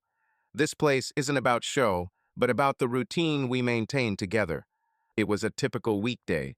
The trunk was full of children's drawings and a box of top-fare supplies. We pulled up to the school, I parked, and spotted Sophia coming out of the building with her bag, tired but calm. "I have 2 minutes," she said. "The homework's been checked, but I have a meeting at 6. "That's enough for me," I replied, my mouth dry. "Sophia, we've been building a house according to the new rules for a year. You made this house possible. I want you to be here, not just a guest. Marry me." I dropped to one knee right there in the parking lot. The ring stubbornly caught on the lining of the box, almost falling out. She smiled, covered her mouth with her hand, then quietly said, "Yes." We didn't hug for long. She said she had to get to a meeting. I drove her home and gave her the ring in a small case so it wouldn't shine at school. That evening, we told the kids. "Does this mean we're having another wedding?" Cole asked. "The little one in the yard," said Sophia, "with lemon pie and short music." "Will Mom come?" Holly asked. "We'll ask her if she wants to," I replied. "But if she's having a hard time, she won't come. That's okay." I wrote Paige a short note. "Sophia and I are engaged. I'm letting you know in advance. It's a small wedding in the spring. The kids are being kept to a minimum so as not to overwhelm them. We won't be there when you visit." A minute later, she replied, "Understood. Thanks for letting me know. I won't be there, but I want the kids to have a simple day. If you need help with Holly's dress or Cole's suit, let me know." I thanked her and offered to split the cost of the children's outfits. She agreed. The wedding preparations took a month. We chose a date for late March, when it wasn't too cold or too hot. I hung simple garlands in the backyard. Ben arranged for a wooden arch from a friend. Mom provided the cake. Dad provided a speaker with a playlist, but without the guitar. Javier helped with a temporary outlet from the test module to power the music and lights separately. Harry agreed to take the kids to unfold the chairs and then put them back together. The guest list was short. Our parents, Ben and his wife, Javier, a couple of neighbors, Mrs. Hardy, and Dr. Lewis, the people who pulled us out of chaos. We sent Paige a no-pressure invitation. She sent a quick, "Thank you, have a great time," and gave the kids envelopes for books. Sophia and I discussed the promises. No long speeches, no happily ever after. Just honest words, keep to schedule, tell the truth, don't disappear. The official part was conducted by a local government acquaintance who had a license. He came for half an hour, without the paperwork, forever. We signed everything on a small table. On the wedding day, I woke up early, checked the radiators, ran wires to the fairy lights, and set out water and lemonade. Sophia arrived with her mother. She was wearing a simple white knee-length dress with her hair up. Holly, in a light blue dress and cardigan, carried a small basket of paper petals. Cole, in a light shirt, held the rings in a box and tried very hard not to drop them. We took a photo on our phone without a photographer. Ben said, "This is fair and mature. I'm happy for you." The ceremony took 10 minutes. We said the things we should say every day, not just under the arch. "I'll let you know if plans change. I don't hold a grudge. I'm not competing with your past." We hugged. The kids started screaming, and a neighbor brought a plate of corn and meat. Mom put a pie on the table. Dad turned on a playlist on the speaker. No one demanded a first dance. But we still stomped around on the tiles for a bit with Holly and Cole just to the music. It wasn't about showing off, but about us being on the same team now. That evening, when the guests had left, I washed the plates and put the chairs away in the garage. Sophia and the children collected the paper petals in a box as a keepsake. We sat on the steps. I said, "Tomorrow is a normal day. School, work, our call time." "That's right." "This is the best gift for me," she replied. On Monday, I emailed Dr. Lewis. "The wedding is over. We've kept all the rules the same. Paige's schedule is unchanged. The kids are fine." She replied, "Remember, after big events, there can be setbacks. Stay on track." Paige arrived on schedule for her mommy's night. She looked at our rings at the door and said, "Congratulations. Let's keep it that way. I'm not changing my schedule, and neither are you." "That's how it will be," I said. "Thank you for your congratulations." She spent 2 hours with the kids and returned them on time. We added a new rule in small print on the board at the entrance: "We don't bother each other on big days." This rule will be useful for everyone. At the end of March, we had another test, a school fair. I set up a compact stage module to avoid running extension cords across half the courtyard. Sophia curated board games near her classroom. Paige brought a box of books for the book exchange. People walked around, laughed, and bought cookies from the TA. No one talked about us out loud. This is rare in Phoenix, but we did everything we could to avoid it. That night, when we put the children to bed, Sophia said, "I'm still learning not to expect miracles from you. It's enough for me that you do what you promise." "I'm learning the same thing," I replied. "And I'll add, if something ever goes wrong, we won't remain silent." Agreed. I turned off the lights in the backyard. The lights went out from the button on the module. That's how it was supposed to. The house remained an ordinary house. We weren't planning a vacation. We weren't writing long posts. We just went to bed because the kids had school in the morning, and I had installation work to do. In April, I received a letter with a succinct subject line: "Powerbrick Grant Decision." I opened it in the warehouse while Javier was checking the meters. "Partially approved. Funds are available in stages for equipment and staff training." I read it again and exhaled. This meant I could afford not only a second batch of modules, but also staff. That same day, I called with 2 resumes I'd been saving for later. The first was Malik Johnson, 32, an installer who worked for a solar company and had completed electrical safety training. The second was Aaron Park, 27, in logistics and customer service, with a strong suit for bringing order to chaos. We met in the warehouse, and I showed them the display and the diagram. "We're a small company," I said. "No secretaries, no claims department. Everything is immediately visible. If something breaks, we don't look for someone to blame, we fix it. Safety comes first. If in doubt, don't turn on the power." Malik nodded. "I like rules that can be hung on the wall."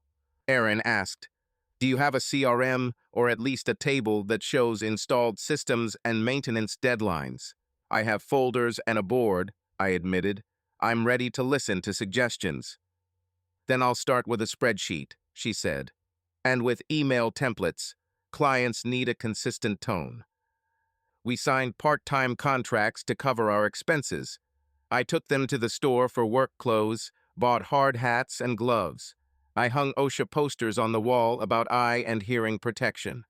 An incidents folder appeared on the desk, empty, and I wanted it to stay empty. Sophia looked closely at my new plans and asked, "Are you ready to delegate? Not in words, but in practice." "Ready. I can't be an installer, a dispatcher, and an accountant all at once." "Then make a phone schedule," she said. "From 9 to 5, it's a working line. After that, it's only for emergencies. And don't answer the phone when it's a no-name number. That'll solve half the problems." I gave Erin my old work phone, gave her my incoming emails with a generic address, and added an auto response. "We'll call you back later today." Clients liked the predictability. I liked the quiet in the evenings. Sophia took on additional responsibilities at school. The principal asked her to lead a reading group for struggling students and coordinate Science Week. We met in the teacher's lounge after class.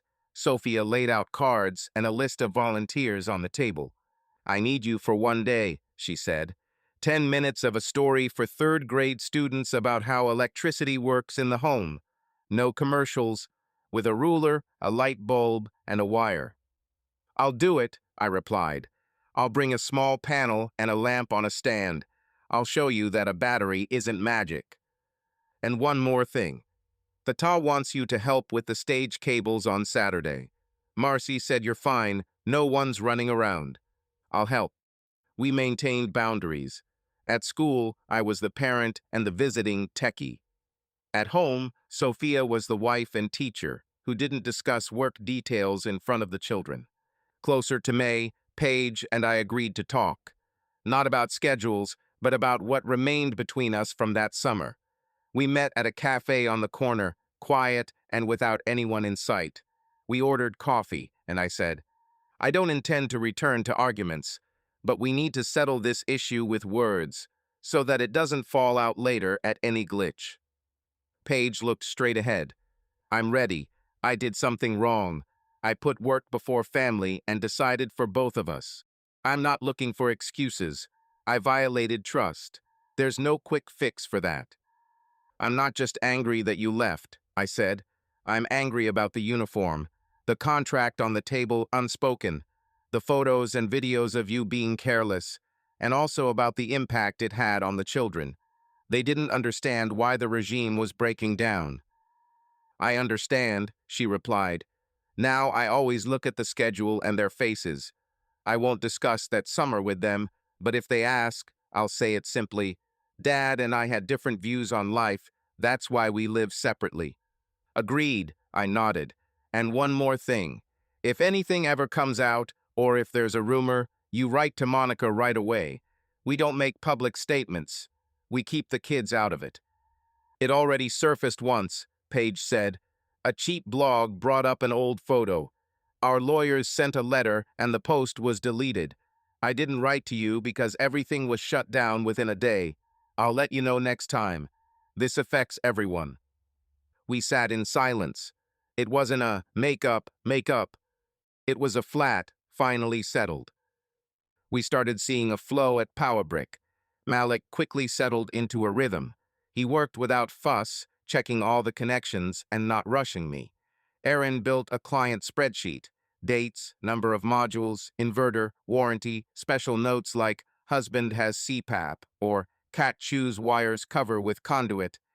She introduced PowerBrick Care, a simple annual maintenance plan, checking connections, updating firmware, and testing the switching. I wouldn't have thought of it that quickly. During one of our visits, we installed the system on an elderly couple. He had an oxygen concentrator, she had a sleep aid. We'd calculated in advance how many hours they'd need to use it. After the test was complete, the woman took my hand and said, "For the first time in a long time, we're not afraid of the night. Thank you." I nodded and then sat in the car for a minute in silence. Malik looked at me and said briefly, "That's why we do this." Mid-month, Erin spotted a potential disaster. A customer's warehouse module was exhibiting erratic telemetry.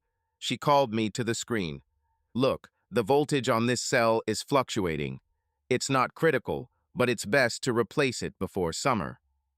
We came out to replace the part the same day, and everything was covered under warranty. The client didn't even have time to complain. It was the perfect pace. By this time, Sophia had become a leader in her class. The principal asked her to conduct a seminar on giving feedback to parents, how to tell the teacher so it helps. We sat in the kitchen that evening and rehearsed her introduction. I suggested adding a point.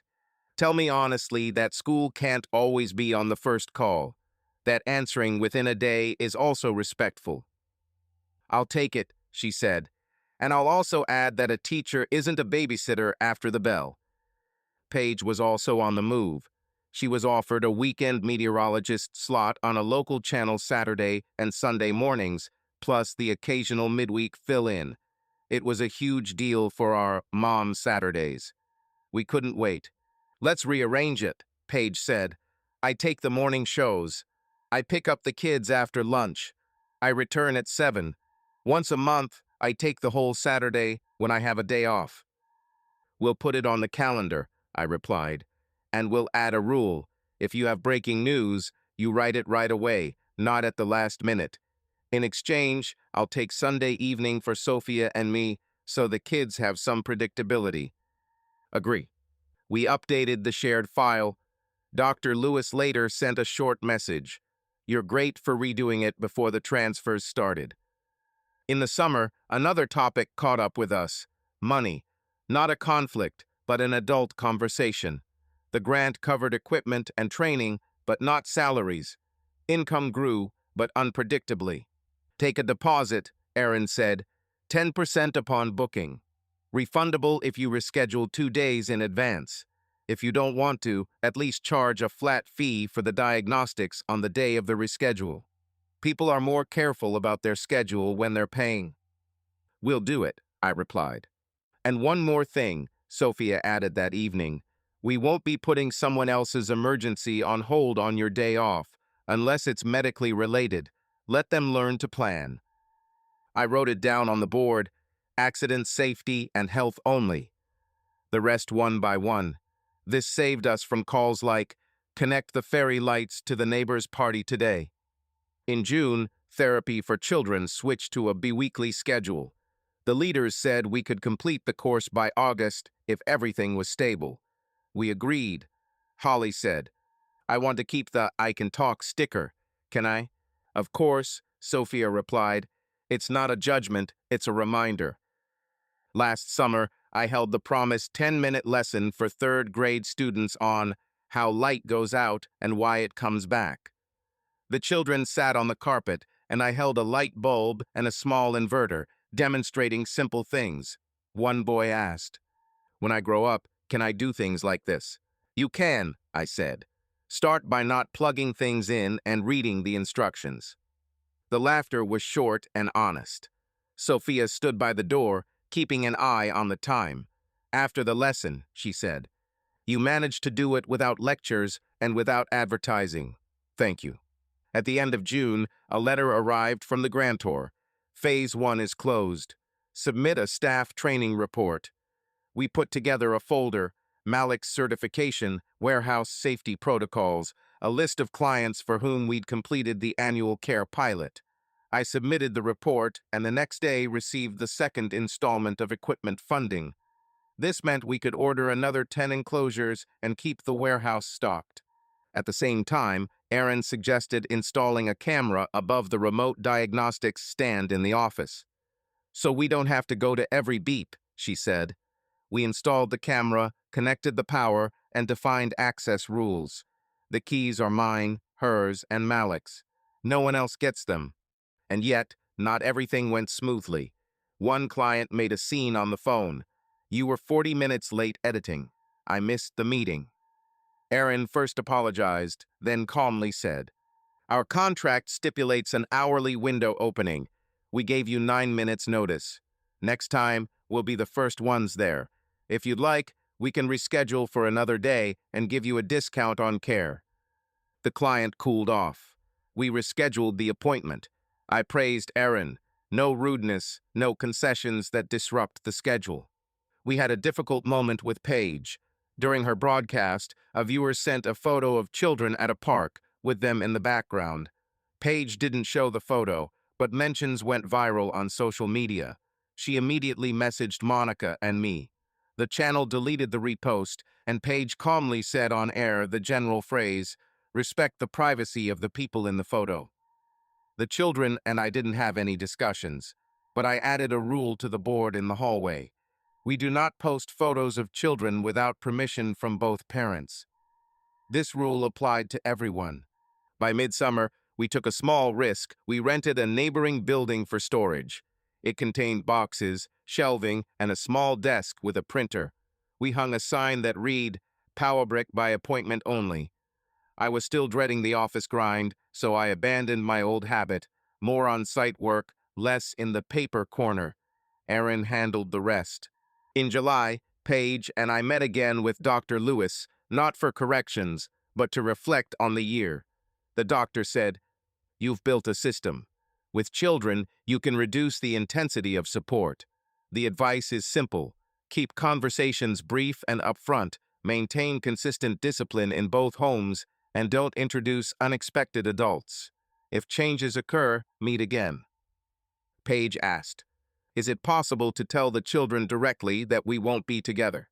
"It's possible and necessary," the doctor replied, "but without details and without excuses.